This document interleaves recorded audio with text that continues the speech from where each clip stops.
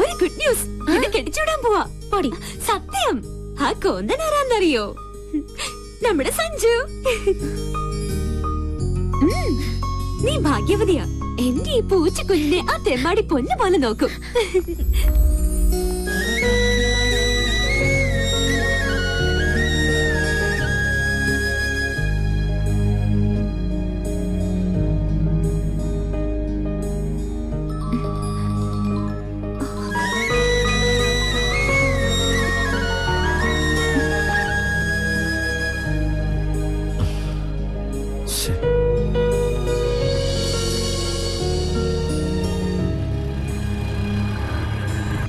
എന്തായി, കിട്ടിയോ?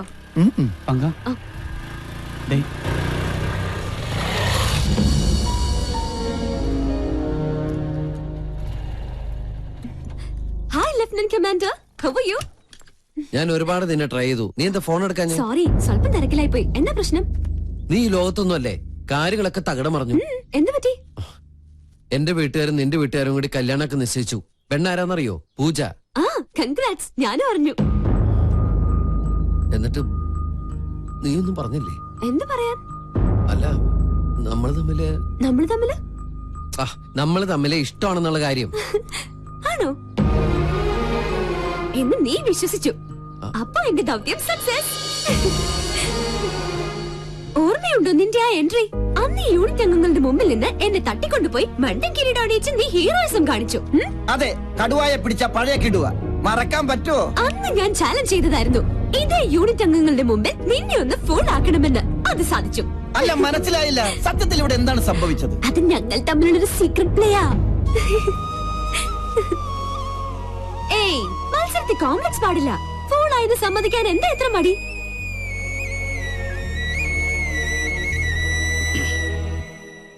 തന്റെ ഉദ്ദേശം അതായിരുന്നെങ്കിൽ നിഷേധിക്കുന്നില്ല. Okay, now I am a fool. തോൽവി ഞാൻ സമ്മതിച്ചിരിക്കുന്നു.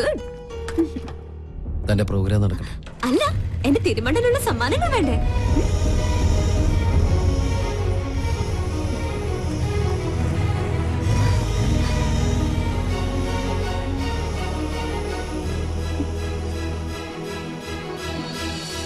ഇപ്പോ അയാള് വെറും മണ്ടൻ, നീ മിടുക്കി. ഇതാണ് യഥാർത്ഥ പിങ്കീഷോ. നന്നായിട്ടുണ്ട്. പൂജയുടെ കല്യാണം നടക്കണം. ആ ഒരു ലക്ഷ്യം മാത്രമേ ഇപ്പൊ എന്റെ മനസ്സിലുള്ളൂ. നീ കരുതുന്നുണ്ടോ നിന്റെ ഈ പ്രകടനങ്ങളൊക്കെ അയാള് പൂർണ്ണമായും വിശ്വസിച്ചു? അത്രയ്ക്ക് മണ്ടനല്ല അയാള്. പക്ഷേ എങ്ങനെയെങ്കിലും അവനത് വിശ്വസിപ്പിച്ചേ പറ്റൂ. ഇനി നിനക്ക് എന്നെ സഹായിക്കാൻ കഴിയുള്ളൂ. ഞാൻ നിന്റെ പെണ്ണാണെന്ന് നീ അവനോടൊരു കള്ളം പറയണം. അങ്ങനൊരു കള്ളം പറഞ്ഞ് ബലിപ്പിച്ചാലേ അവനത് വിശ്വസിക്കത്തുള്ളൂ. പ്ലീസ്, എനിക്ക് വേണ്ടി നീ അത് പറയണം. ശരിയാ, പഴമക്കാർ പറയുന്ന പോലെ 1000 കള്ളം പറഞ്ഞാലും ഒരു കല്യാണം നടക്കണമെന്നാ പറയാം. ആ, ലൊക്കേഷനിൽ വന്നപ്പോ സംസാരിക്കാൻ പറ്റിയില്ല. അവള് കാണിച്ച് പ്രേമവും നടവൊക്കെ ഞാൻ കൂടെ അറിഞ്ഞോണ്ടായിരുന്നു. പക്ഷെ സാറ് അത് തെറ്റിദ്ധരിച്ചു. ഒരു തെറ്റിദ്ധാരണ. Live it. ഞാൻ അപ്പോഴേ അത് മറന്നു. ഇരുമ്പ് വളയ്ക്കാൻ അത്രയ്ക്ക് പാടില്ല, പക്ഷെ ഒരു പെണ്ണിനെ വളച്ചെടുക്കാനാ, പ്രത്യേകിച്ച് എന്നെ പോലെ ഒരാൾക്ക്. അതെ, ഇപ്പൊ എന്റെ പെണ്ണാ അവള്. ഞങ്ങള് തമ്മില് അത്രയ്ക്ക് ഇഷ്ടത്തില്ല. സോറി, എനിക്കത് അറിയില്ലായിരുന്നു. Anyway, you are lucky. ഇത് മാത്രം പോരാ. പിന്നെ പൂജയുടെ കല്യാണം നടന്നാലേ ഞങ്ങളുടെ വിവാഹം നടക്കുള്ളൂ. എന്റെ മുമ്പിൽ അവൾ വെച്ച ഒരേ ഒരു കണ്ടീഷൻ അത് മാത്രം. സാറ് ഞങ്ങളെ സഹായിച്ചേ പറ്റുള്ളൂ. Excuse me. ഹലോ. ആ, ഒരുവിധം ലീവ് ഒപ്പിച്ചെടുത്തു. ഇപ്പൊ തന്നെ പുറപ്പെടും. കണ്ടില്ലേ, കല്യാണത്തിന് എന്നെക്കാൾ തിടുക്കം എന്റെ വീട്ടുകാർക്ക്. പൂജയുമായുള്ള വിവാഹത്തിന് അവർ തീയതി വരെ ഉറപ്പിച്ചു കഴിഞ്ഞു. എന്ത് നമ്മൾ ആഗ്രഹിച്ചാലും ദൈവം നിശ്ചയിച്ച പോലെ നടക്കുള്ളൂ. അത് നല്ലതിനാവും. എന്തായാലും തന്നെ സമ്മതിച്ചിരിക്കുന്നു. ഒരു തുക്കട ക്യാമറയും തൂക്കി നല്ലൊരു പെൺകുട്ടി ഒപ്പിച്ചെടുത്തില്ലേ? Anyway, congrats. Happy journey. Thank U.